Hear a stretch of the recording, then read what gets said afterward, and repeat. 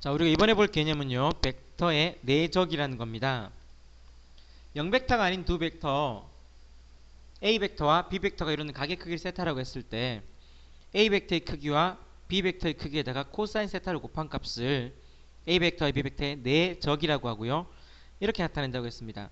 자, 그러면 이게 어떤 거냐 하면 A 벡터가 이렇게 존재하고요. 이렇게 B 벡터가 존재할 때 요 길이가 바로 A 벡터의 크기가 되는 거고 요 길이가 B 벡터의 크기가 됩니다. 되겠습니까? 그럴 때 요 각이 세타라고 했죠. 되겠나요?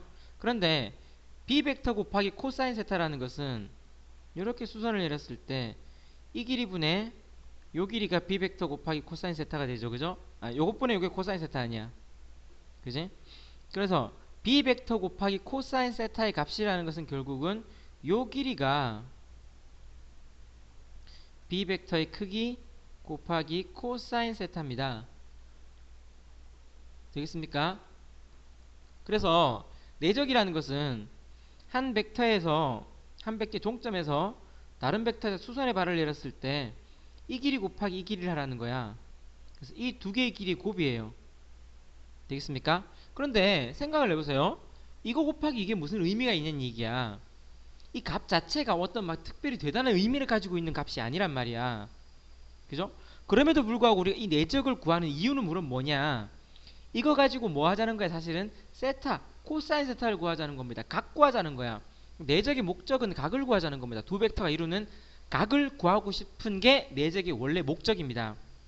되겠습니까?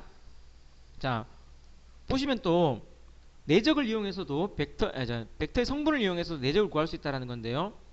성분을 이용한 내적은 어떻게 구하느냐? 각각의 성분끼리 곱해줍니다. 그래서 A1, B1과 곱과 A2, B2의 곱의 합이야. 되겠어요? 이렇게 해서 벡터의 내적을 구할 수 있다는 건데 그럼 생각을 해보세요.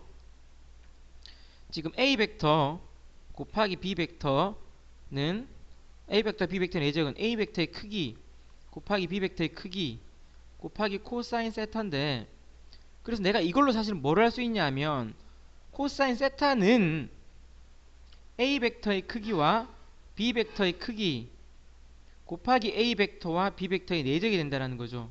그래서 A 벡터의 크기는 어떻게 구합니까? 성분을 이용해서 A1 제곱 플러스 A2의 제곱이야. B 벡터의 크기는요.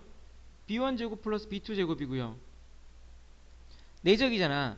내적은 A1 B1 플러스 A2 B2 이렇게 하면 성분, 두 벡터의 성분을 알면 그걸 이용해서 내가 뭐를 할 수 있다고? 두 벡터가 이루는 각을 구할 수 있다는 겁니다.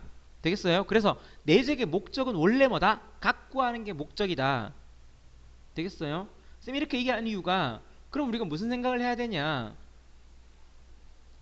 각을 구하는 문제가 주어져 있을 때는 각을 구하는 문제가 주어져 있을 때 그럼 내가 뭐를 이용해서 각을 구해야지라는 생각을 해야 되냐? 바로 이 내적을 이용해서 각을 구해야 한다는 생각을 해야 한다는 얘기입니다. 각 구하는 문제가 나왔을 때는 내적을 떠올리셔야 된다는 거예요. 되겠습니까? 자, 이 내적은요. 뭐가 성립한다? A 벡터와 B 벡터의 내적이나 B 벡터와 A 벡터의 내적이나 똑같다라는 거고요. 그리고 실수배를 하는 데 있어서 결합법칙이 성립한다라는 거고 역시나 분배법칙 성립한다 이런 얘기입니다. 연산이 비교적 되게 자연스러운 편이죠. 자유로운 편이죠. 그죠? 예.